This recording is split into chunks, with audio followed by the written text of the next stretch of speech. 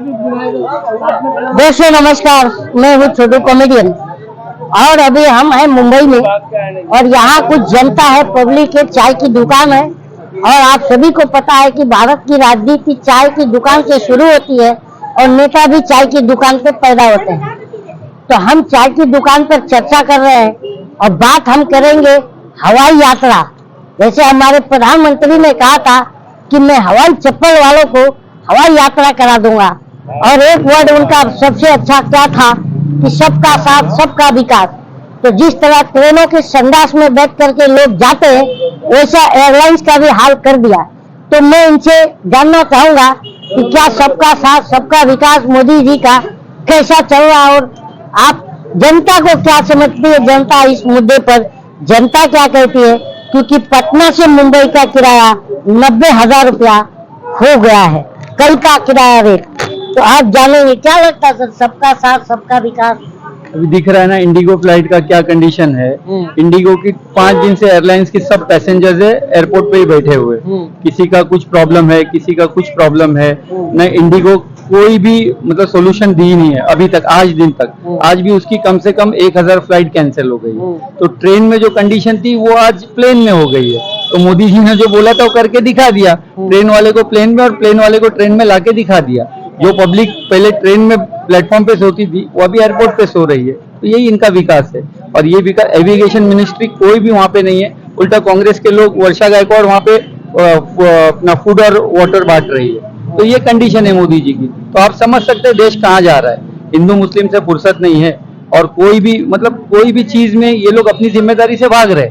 आपने कहा देश कहाँ जा रहा है, क्या लगता है कि कल एक हुमायूं कबीर बंगाल के एक नेता है, टीएमसी से विधायक थे, टीएमसी ने उन्हें निकाल बाहर किया और उन्होंने बाबरी मस्जिद की एक नींव रख दी।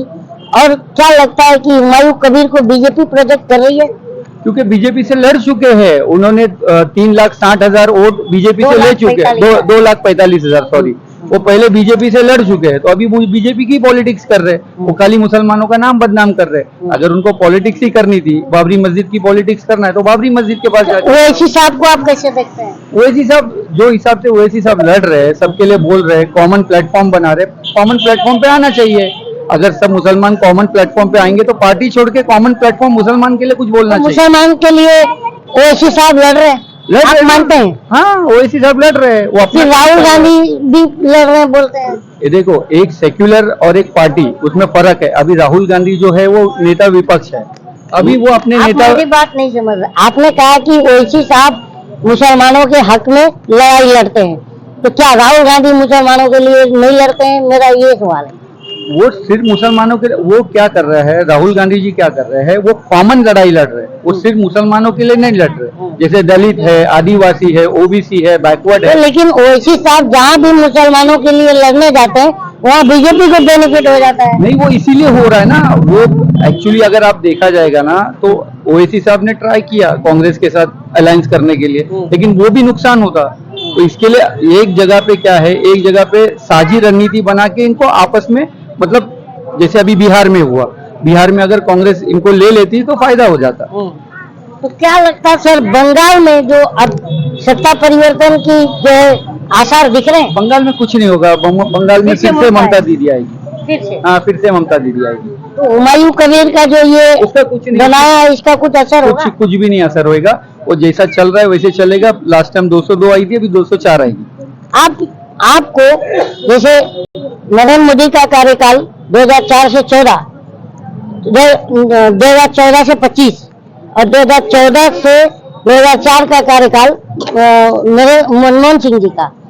मनमोहन सिंह, नरेंद्र मोदी में आपने क्या डिफरेंस देखा?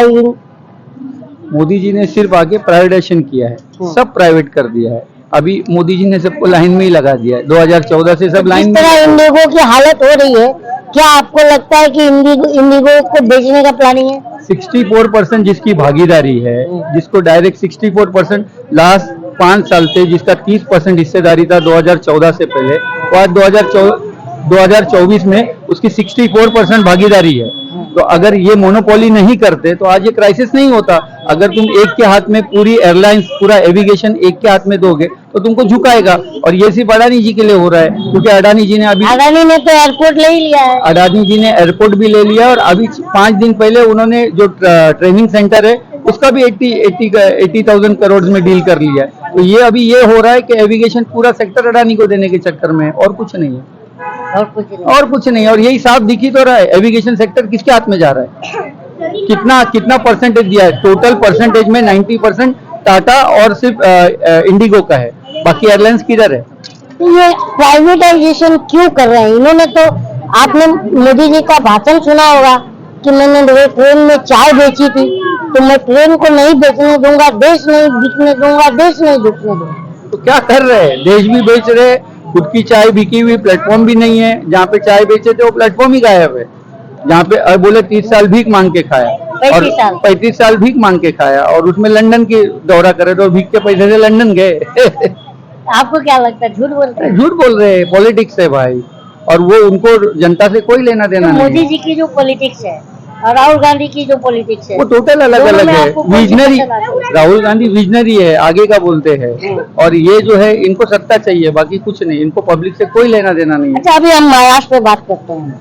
महाराष्ट्र में जैसे अभी उथल पुथल लग रहा है, एकनाथ शिंदे साहब नाराज दिख रहे हैं, और बीजेपी से क्या लगता है? कुछ नहीं, वो इंटरनल पॉलिटिक्स है, वो कुछ भी नहीं होगा, वो जैसा है वैसा चलते रहेगा। और यहाँ पे भी ईवीएम के थ्रू बीजेपी जीत जाएगी, बीएमसी। हाँ, बीएमसी भी जीत जाएगी, उसमें कोई डाउट नहीं है। क्योंकि जब बिहार का इलेक्शन आप देख लो, बिहार के इलेक्शन में ये कहीं पे नहीं थे, ये 202 सीट ला रहे, तो यहाँ पे भले पब्लिक 90% अगेंस्ट में चले जाए तो भी जीतेंगे ये लोग ही। ईवीएम है, ईवीएम जब तक है ये लोग को कोई नहीं हटा पाएगा। आपको चुनाव आयुक्त को कैसे देखते हैं? चुनाव वो तो बायस है ना, टोटल बायस है वो कोई एक चीज का रिप्लाई किया है तो आप बताओ, कोई एक कंप्लेंट का रिप्लाई चुनाव आयोग ने किया है तो बता दो। कोई एक सिंगल वोट चोरी के ऊपर, डुप्लीकेशन के ऊपर, किसी के ऊपर उसने कोई रिप्लाई नहीं किया। वो सिर्फ मतलब कैसा है उसको मालूम है। तो लोग कह रहे हैं राहुल गांधी देश को गुमराह कर रहे हैं। अरे तो अभी अगर वो राहुल गांधी, तो वो लोग शपथ पत्र लेके आवे, जैसे राहुल गांधी को बोल रहे थे शपथ पत्र दो, वैसे चुनाव आयोग शपथ पत्र लेके आवे ना कि हम सच बोल रहे हैं। अच्छा, कैसे होएगा? आपने ये देखा कि रशिया के, रूस के जो प्रेसिडेंट थे व्लादिमीर पुतिन, वो भारत आए थे, तो उनके शुक्रवार के दिन भोज रखा था, रात का डिनर। उसमें लोकसभा के नेता प्रतिपक्ष, राज्यसभा के नेता प्रतिपक्ष राहुल गांधी और खड़गे साहब को बुलाया नहीं गया। आप इसे कैसे देखते हैं? वो तो इंसल्ट है ना। एक्चुअली कैसा है, अभी तक की जितनी पॉलिटिक्स है, देश भावना की राजनीति हो रही है। सवाल ही नहीं, वैसे ही हो रहा है ना। क्योंकि अगर ऑपोजिशन को नहीं बुलाएंगे तो आप ऑपोजिशन को खत्म करना चाह रहे हैं, बेसिकली यही मुद्दा है और कुछ भी नहीं है। अच्छा, अगर लोकतंत्र में अगर ऑपोजिशन ना हो तो उसे लोकतंत्र आप मानते हैं? हुकुमशाही हो जाएगी ना। जैसे हिटलर ने किया था वैसे ही चल रहा है। हिटलर ने पब्लिक को क्या किया था, उन्होंने एक समुदाय के खिलाफ भड़का के सत्ता ले लिया था, लेकिन लास्ट में क्या हो गया, उसकी हालत कैसी हो गई वो सबको मालूम है।